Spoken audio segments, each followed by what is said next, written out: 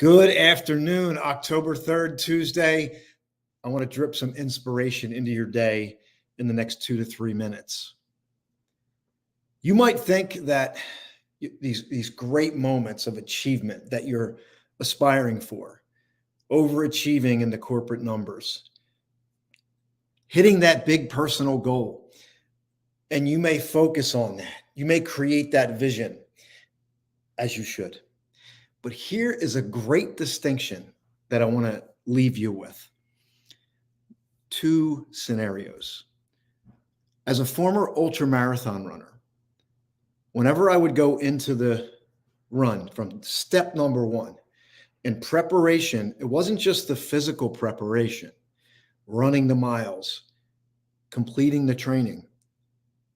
It was the mental preparation, knowing that the down moments were going to happen. Projecting into the race, the run, knowing that the down moments are coming. The key is I don't know when they're coming. I don't know how they're going to manifest. Am I going to hit the wall? Am I going to feel sick? Am I going to feel like I'm going to throw up? Is it going to rain? Is it going to wind? Am I going to be cold? Is my ankle going to hurt? Is my knee going to hurt? I don't know how it's coming, but I know it's coming.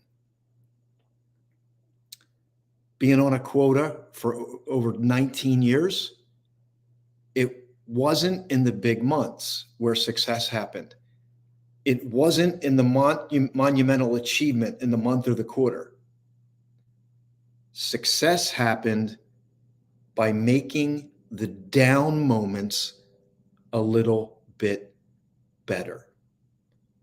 And I found that the mental preparation of expecting, hold your vision while knowing that the down moments are going to show up is an incredible, empowering perspective. This way, when they happen, you don't go, oh, and lose your composure and become unraveled. You go, okay, that's one of them. That's a down moment. Now, what can I do to make this even a little bit better? I say a little bit better because most people become unraveled. They throw up their hands and they don't do anything. They complain or they attack someone else. But what I'm saying is pause. You're going to feel the emotion of the down moment. So feel it. And then as the down moment descends upon you, then say, there it is. And I add a little quote to this: expect it, accept it, so you can move past it. Most people are surprised when the down moment happens, and then they don't process it correctly. And instead of making it a little bit better, they typically project outwards. They start talking about like it's more of a complaint. And what I want you to do is move to the other side where the elite people are, where they go, they may or may not even feel it. They just go, feedback, now what? And then you make it a little bit better, and the competition is not doing that. And when you do that, if you do that repeatedly over time, the little bit betters that you've added up in your down moments, when the project goes awry, when your numbers are off, when you completely are off track, if you just go, I'm going to make this a little bit better, and you do that 10 times, 20 times, 100 times, thousands of times over 3, 5, 10 years, those little bit betters add up and they create a compound in your results, your emotions, and you will be amazed at what can happen when you make these down moments a little bit better. So while you focus on the big goal, here's what I want to leave you with today. I can't see your name who's saying hello, but let me know your name so I can give you a shout out. I got some people listening live. Make your down moments a little bit better. And the down moment is when it hits and you go, oh. And now make those moments a little bit better. And if you condition yourself to do that, if you condition yourself to expect whenever you go to do something big, expect it. I just listened to Dr. Amen, the brain doctor. He was on public television and he did the brain. let me know your name because I can't, Facebook is not letting me see the names here. So give me your name so I can give you a shout out here live if you're listening live.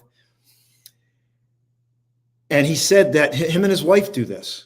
So let's say they're going to go on a vacation. Let's say they're going to go to Italy or you're going to go travel. They have this thing called the rule of 12. What is the rule of 12? It sounds like, oh, the rule of 12 is cool. But it's when you go to do something, they count 12 things that are going to go wrong. Doesn't that sound like counterintuitive? Hey, Lizzie T, the Lizzie T Show. But here's the beautiful thing about it. You expect that things are going to go wrong. It's not like you're dwelling on them. It's not like that's your goal.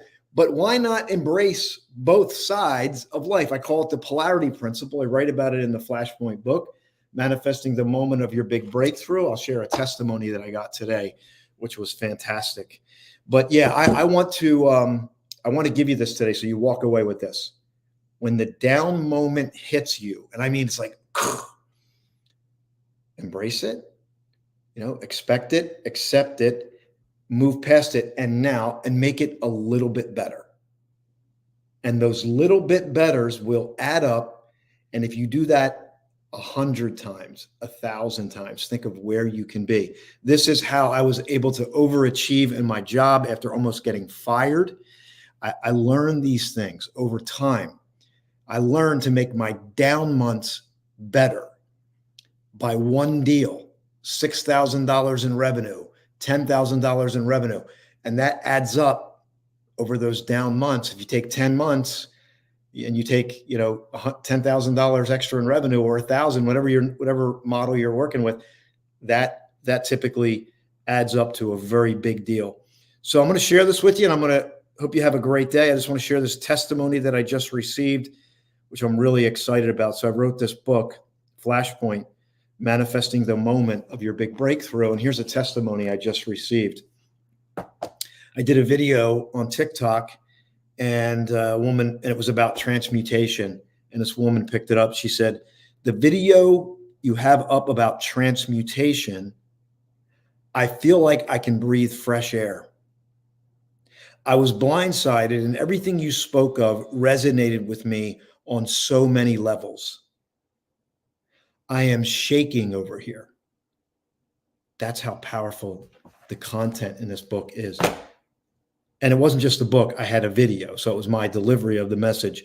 She said, I'm shaking over here. Your book, Flashpoint, I will be ordering. And then she goes on to talk about her business. I thank you so, so much. Someday I'm going to write a book too. You inspire me.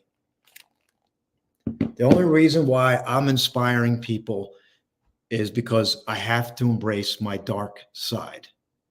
I lived most of my life not embracing my darkness, not looking at the other side of the spectrum.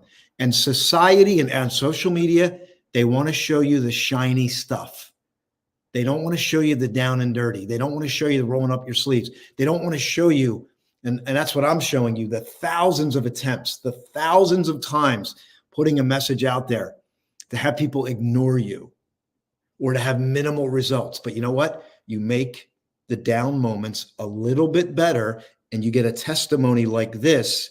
And you know what? If I can impact one person, it matters. And if I can impact you, it matters. Because when I impact you, I impact myself. I impact myself, I impact you. And then we send a ripple out that goes into the world that makes the world a better place. The polarity principle is always at play. Negative and positive are always dancing together. Don't be thinking your life is always positive, and when it's not, you feel like crap. Because society is selling you a bill of goods that is not real.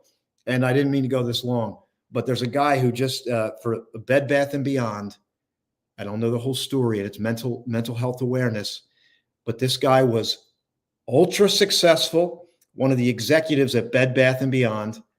Bed Bath & Beyond goes out of business. He walks out the top of a building in New York City and ends his life. Why? Because he might have been under the illusion that his identity was his success. He might have been under the illusion that he's not supposed to have a down moment. He's not supposed to fail.